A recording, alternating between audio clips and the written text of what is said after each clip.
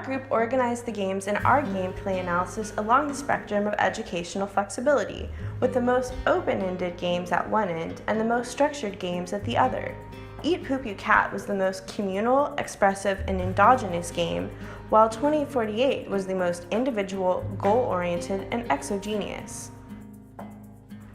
Eat Poop You Cat is a combination of telephone and Pictionary.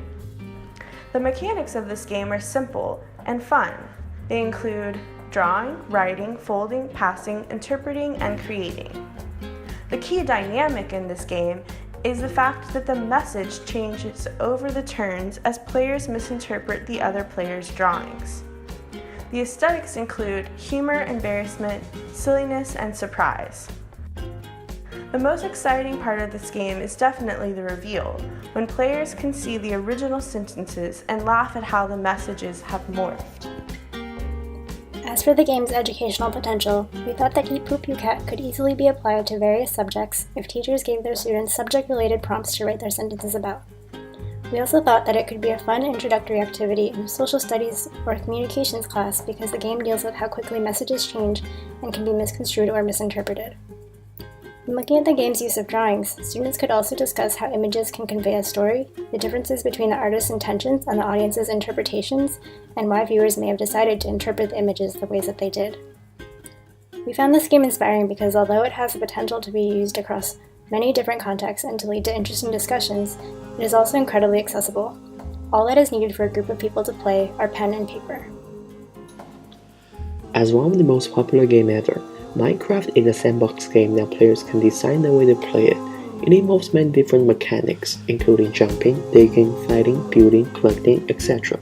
Minecraft is a game with no set goals, so players can find resources to better survive, combat monsters to level up, explore, build their own palaces, or just farm the land in the big pixel cubic world. The openness of the game really allows many possibilities, both in gaming and education. For gaming, because essentially it is a game about placing cubes, gamers have built countless extraordinary architecture pieces. The same building process can be valuable for students as well. In the special Minecraft Education Edition, which has become a learning platform, students improve spatial thinking and collaboration skills, learning about subjects such as math, history, and arts. Sid Meier's Civilization V is an endogenous computer-based strategy game with educational implications in that it helps students both develop a framework of how history builds across time, as well as understand how different nations interact. To do this, the core game begins when a player chooses a historical civilization, complete with a notable leader from that civilization.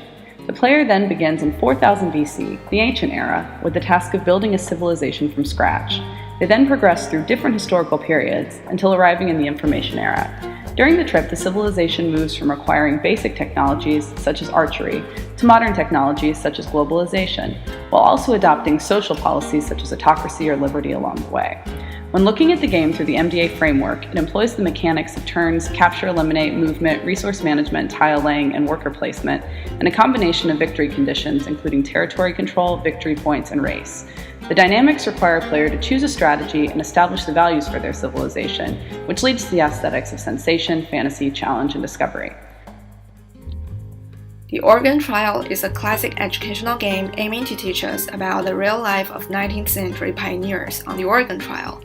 The goal of the players is to reach the destination by traveling along the Oregon Trail.